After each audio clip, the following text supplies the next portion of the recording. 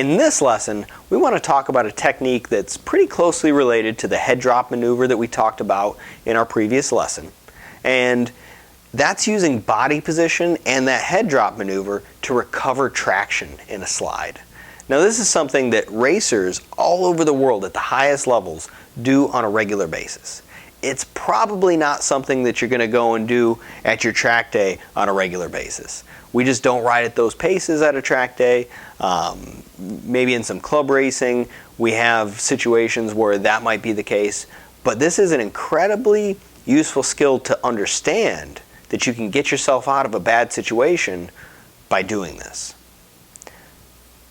Now this skill starts with first the loss of traction. Our rider in this case exceeds the traction scale limits with lean angle and throttle position, and they're in a slide. Now from here, this rider has a couple of options. They can close the throttle, which is going to be bad.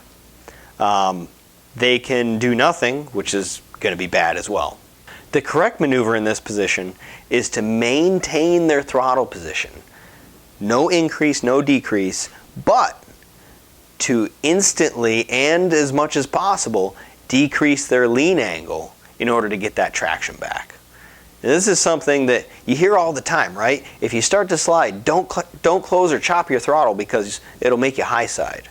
Well, the other part that they don't tell you is you have to do something, and that something is this maneuver. Dropping the head, taking away lean angle, and recovering traction. Now, being that this is a difficult skill to put into practice, especially on a racetrack, the consequences are very high. We need to figure out a low consequence way to practice this at home. That answer is small dirt bikes. If you can find a 100cc or 150cc dirt bike, take it out, find somebody that has some land, or take it out in your backyard. Don't get in trouble with local law enforcement, but go out, run the thing in circles. Just make a flat track. It's something that pretty much every top level road racer is doing these days, and that just really shows you how important that traction management is.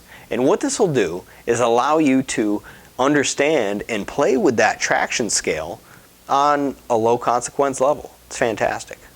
So now that we understand one more skill that we can use to get ourselves out of a sticky situation with body position, let's move forward and see what else it can do for us.